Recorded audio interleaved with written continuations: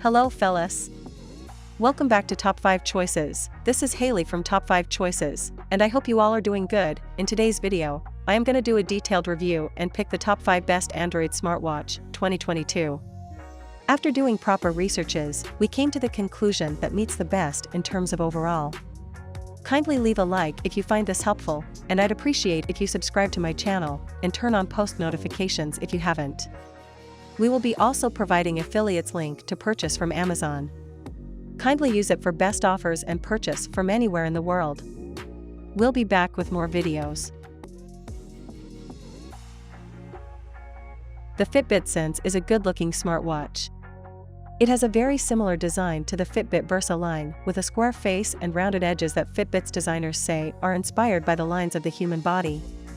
The case is stainless steel, giving the Sense a premium look, with a small touch-sensitive button on the left-hand side that can be set up for quick access to your most frequently used apps. A single press will open one app, this is Alexa by default, and a double press will display 4 shortcuts to other apps. We found this particularly useful for accessing our favorite workouts without scrolling through the watch's menus, and for quickly starting an EDA scan. The color display, covered with Gorilla Glass, is bright, sharp and responsive. Swiping to the right reveals various settings, including access to sleep mode, which dims the screen and deactivates vibrations, volume, screen brightness, always on screen, and do not disturb mode. Swiping down from any screen will reveal a shade containing your notifications, which can be customized in the Fitbit app. The FITBIT Sense comes with an infinity band strap, which is made from soft silicone with no hard buckles or catches. It's very similar to the band on the recently released Polar Unite, and has the same issue of being ever so slightly tricky to fasten, as you have to feed the end of the band underneath the strap to secure it. However, once you've mastered it, the band is extremely comfortable, and we found we barely felt it, which is particularly useful at night. Fitbit recommends wearing it a little tighter while you're working out to ensure an accurate heart rate reading, cleaning the band regularly with soapy water, and taking it off periodically to allow your skin to breathe.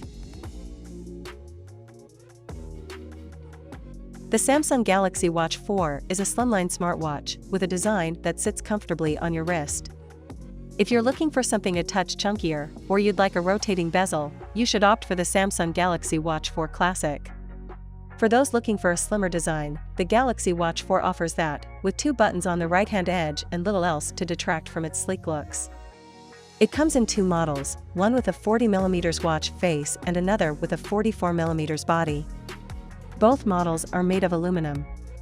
The dimensions of the 40mm model are 40.4 by 39.3 by 9.8 mm with a weight of 25.9 g, while the 44mm is 44.4 by 43.3 by 9.8 mm and weighs 30.3 g. The screens on both Galaxy Watch 4 models look bright, and we found them easy to read. The resolution is also impressive, with the 40mm watch featuring a 396 by 396 resolution and the 44mm model taking that up to 450 by 450. That's 330 pixels per inch for both models. One unique feature of the Galaxy Watch 4, compared to other smartwatches, is its virtual rotating bezel feature. There's no physical rotating bezel here, go for the Watch 4 Classic if that's a feature you want. But you can run your finger around the black bezel of the screen to rotate through menus and access different features. Each model is also IP68 water and dust resistant, which means you can take them into water up to 5 meters deep. A word about the supplied watch band though, it's made of a new material that may not handle intense workouts well, as we found it left something of a rash on our wrist. You may want to invest in a band made from different material if you regularly wear your watch to the gym. Color options vary between models, too. The 40mm Watch 4 comes in black, gold and silver, while the 44mm model comes in black, green and silver. All of these are relatively muted colors, so you may want to buy another strap if you want a bolder shade on your wrist. The Fossil Gen 6S design doesn't change much on its predecessors. It's still a black cased round smartwatch with varying watch bands, like the default black flexible plastic watch bands, and a crown on the right side flanked by pusher buttons on either side. The new wearable has gotten a few tweaks to set it apart from the Gen 5, so it's not exactly the same, but you'd have to get close to tell the difference. The most obvious change is the small ridge on the edge of the bezel, which is certainly more visually interesting than the clean edges of the Fossil Gen 5, and before you ask, no, it doesn't rotate like the Samsung Galaxy Watch 4 Classic, So it's more of an aesthetic touch you may or may not appreciate. Given how few smartwatches have physical dials, the lack of one on the Gen 6 isn't exactly a flaw, but it's a bit disappointing that the bezel design looks like it would rotate. The crown appears slightly flatter and wider, but there are now 2 guard lugs rising to flank it, which hopefully means the crown will catch less on pockets or sleeves. You can still click into the crown to get to your app list. Twisting the crown gives just enough resistance that it won't rotate accidentally, and browsing through apps and menus is actually pretty pleasant. The pusher buttons on either side of the crown have wider ends, which means more surface area and, presumably, an easier time pushing than the same buttons on the Gen 5.